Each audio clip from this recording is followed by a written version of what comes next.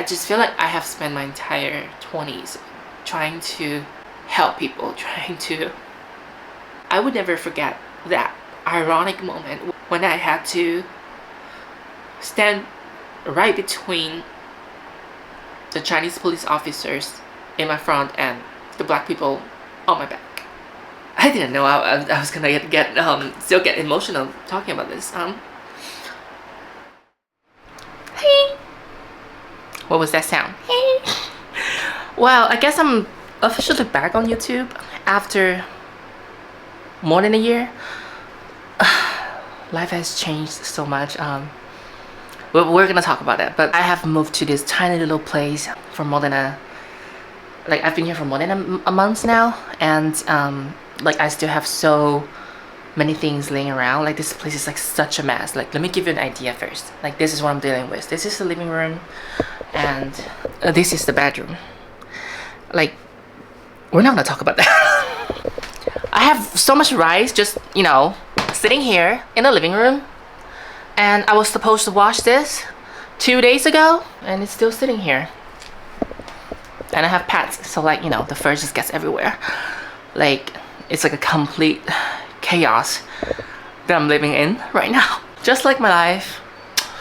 Yeah. Anyway, we're gonna get into where I've been for this past 1 year. I feel like I have so much to tell you guys. I'm actually not doing so well, like mentally at the moment. And I was talking to a therapist yesterday, and she suggested me to start making videos again. That would be like a very great, step one to get my life back, to put it back to like a normal routine. And to me, it makes sense. I feel like I have a purpose to clean all the mess because I need to make a video about it. And while doing that, I can tell you guys where I've been for this past 1.5 years. A lot of people have been wanting to know, because I've been gone on YouTube. I was still posting things here and there, on my WeChat, and but that was more like for work. I feel like I needed to make people feel like I'm constantly doing things, I'm active, but when it comes to mental health and also physical safety. I mean, if you're watching this video, you're probably wondering, am I safe?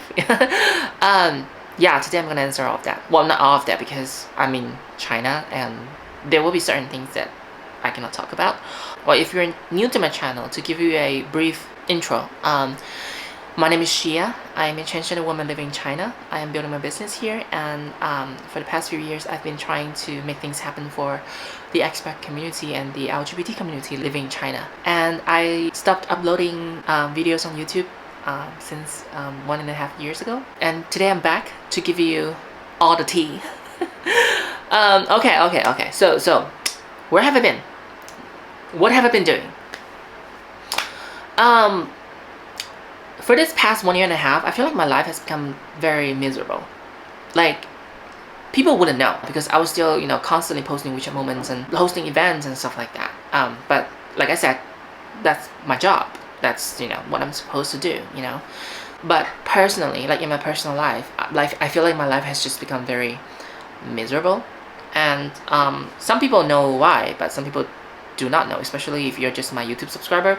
You probably don't know. So what happened is, we're in China, and China has been getting more and more, what is the word to say without triggering Chinese people? China has been, giving a difficult time, let's say, to the LGBT community and also the expat community. I feel like we've known this, we've seen this ever since COVID especially. And there were slowly more and more things that you cannot do in this country, even though you're not trying to harm people, And I am someone who's always trying to make things happen for the communities. I mean, I didn't do anything illegal. Let me just make it clear. I didn't do anything illegal, okay? I didn't commit any crime or something. But yeah, I was definitely trying to make things happen while the environment was trying to, push it down. And if you are my longtime subscriber, you would know, my channel at the beginning, it was really more about my personal life, my transition, my surgery, and all the physical changes on my body and stuff like that, It was really like a personal vlog kind of channel. But then for about a year, I was trying to turn it into a business focused channel. I was really trying to make it more like a entrepreneurship, businesswoman kind of, vibe kind of channel. The reason I was doing that was because at the time, that was the only thing I could do for my communities. You cannot do certain things as an individual in this place. You cannot do a lot of things as an NGO in this place. And the only way for me to make things happen was to create a business, which was what I did. And this channel, of course, was following my direction. It was slowly turning into like a business focused channel as well. And things were moving fast. When I made that decision to move away from that very shitty neighborhood, I just knew I was gonna look for an office space that was big enough to fit, like a team of 3 to 4 people. So I found this apartment that could also be rented and used as an office. I really like that place. It's like a 2-floor space, and we turned the first floor into like a working area. So we have like desks and chairs and like computers and stuff like that. And we even had a meeting room. We've held some meetings there, whether it's like internal meetings or like having clients coming to the office. I really enjoyed that time. And at that time, it seemed to be the right thing to do, and also the only thing that I could do. So I was so into it. I just became so busy. Like I turned myself into like a working machine. I was so busy to a point when I just didn't even have time to think about filming YouTube videos and just sharing all the ups and downs with you guys. And I became unrecognizable. I became miserable. I became just not me, if that makes sense. I mean, in a good way though, I did make a lot of things happen.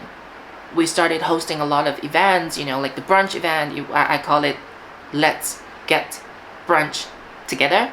This brunch event series has been going on for a couple of months. It's still happening. I did this singing contest in China. We were gathering singers of different nationalities and sexualities and sexual orientations. They all came from different cities, and I put them together, and then we made like a very awesome singing contest. I'll try to put a few photos or like some videos for you guys.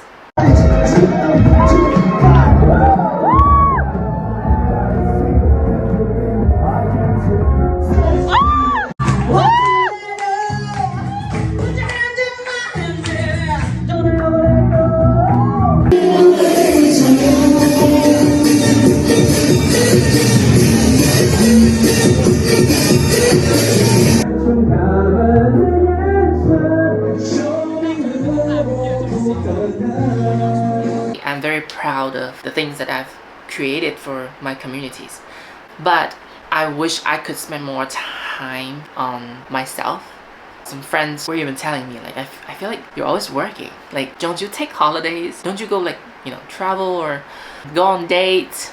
Which I didn't. I was just working. I was not even counting the days. I was just like, non-stop working. And it was going on like this for a couple of months until June this year. Again, I'm in China, so I cannot talk about certain things, but to make it less sensitive, during June, there were some, policies and laws coming out or being updated, and some of my friends were hugely affected to a point when they had to close down their business. I've heard terrible, terrible things, and these terrible, terrible things happened either to the LGBT community or the expat community. And soon after, big companies like Microsoft, IBM have announced they were withdrawing their offices and stuff out of China, which to me, it's very understandable. At that time, I was so busy working on the singing contest that I just mentioned.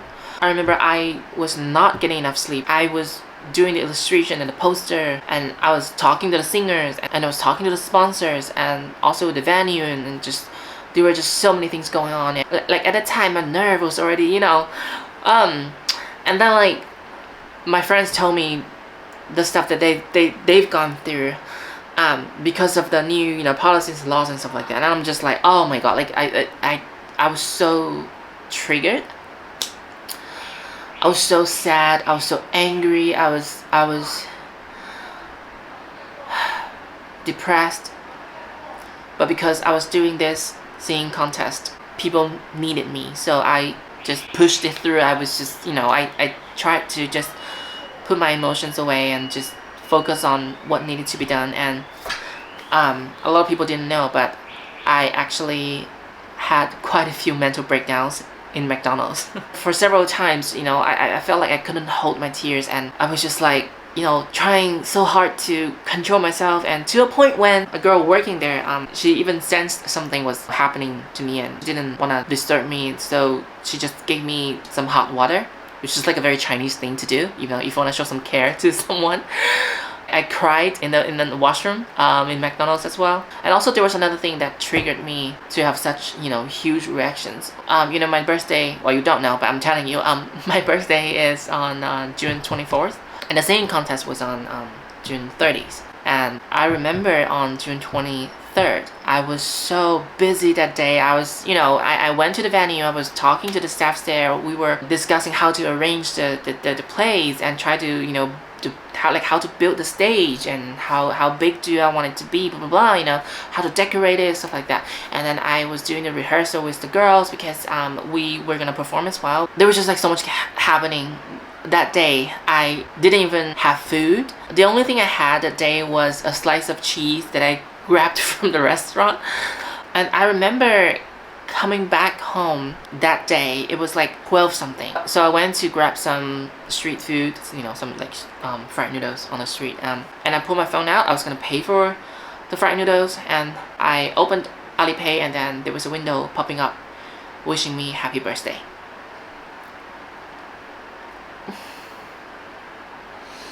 I didn't know I was gonna still get emotional talking about this.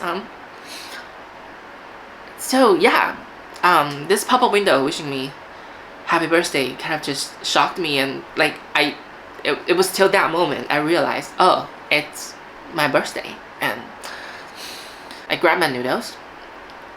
I again went to McDonald's because I was so tired and I just wanted some AC right away. I sat down, you know, the tears just started. Like, I just had this moment realizing I have really lost myself, like my life. I just feel like I have spent my entire 20s trying to help people, trying to build the community. There's so much going on in China that I feel like the outsiders wouldn't know because of the internet Great Wall. A lot of things don't come out, a lot of things don't come in, and I happen to be someone who understands both languages, and I happen to be someone who has the access to both worlds. And knowing what I know, it's really hard for me to not to do anything. I contributed my entire 20s just trying to make a difference. I've done so many events for the LGBT community. During COVID, the expat community was sort of framed as well. There was getting a lot of, you know, discriminations, especially the black people. I would never forget that ironic moment when I had to stand right between the Chinese police officers in my front and the black people on my back. And having the officer to ask me to pick a side. I picked the side of humanity, of course. And it's just really hard for me to fight this war all by myself. And the reason why I'm trying so hard to build a business, like I said, I just feel like this is the only way. But at this point, after June, I don't know anymore. Because at this point, it's really no longer about what you've done or how you do certain things. It's more about what they think you've done. So I should really think about loving myself and taking care of myself and spending more time on myself and go out and meet my friends, you know, spend more time with my friends and family. Oh, family is a hard topic. Not digging into that. It's not like I've given up, you know, the business and you know, no, I'm still doing what I do. I'm still running the business. I'm still, you know, making events happening, you know, from here and there. But the thing is just like I need to kind of take a step back a little bit. I need to just have my personal time. And more importantly, in such environment, I just don't think it's worth my time and energy and money to invest in a physical office space. So 2 months ago, I've decided to leave that physical office space and just turn everything online. I started selling all the office equipment, you know, my printer, my meeting table, quite a few desks, and like some cabinets, some office chairs, computers and things like that. And in that same month, I moved to this place. This is like a really cheap place. If I convert it to USD, it should be like about 100 USD, but that's exactly what I need right now. So yeah, I am in this new place. I also have more personal time now, which means I can start making YouTube videos again. That's really something that I'm really excited for. You know, YouTube to me, it's really a therapy. I feel like by creating videos, it helps me to sort out my feelings and plans in life as well. And on the other hand, you guys get to see and understand what's going on in China, so it's like a win-win thing. This video is more about me coming back, saying hi to you guys, and telling you guys what's up, you know, like where I've been, what I was doing. And yeah, I'll be making more videos from now on. And about where the channel is going, of course, I'm not gonna try to make so many like businessy contents like what I was doing 1 or 2 years ago. First of all, it just takes so much time and effort in, you know, having someone to follow you, and, you know, going from places to places and just film everything you do, you know, and especially, you know, talking business with like business owners and stuff. I was doing videos like that because it needed to be like that. But now I feel like it doesn't really make a difference anymore. While doing those videos, I just felt like I could not open up myself so personally.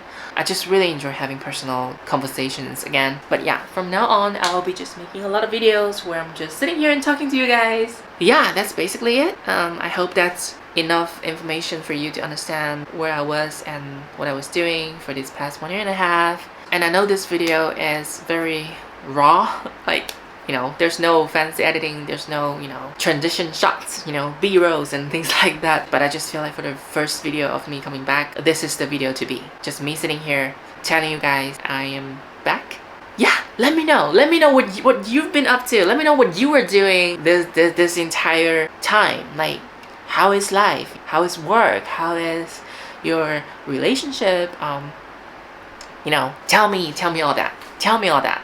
I'm very interested in talking to you guys, reconnecting with you guys, and I'll see you guys in the next video.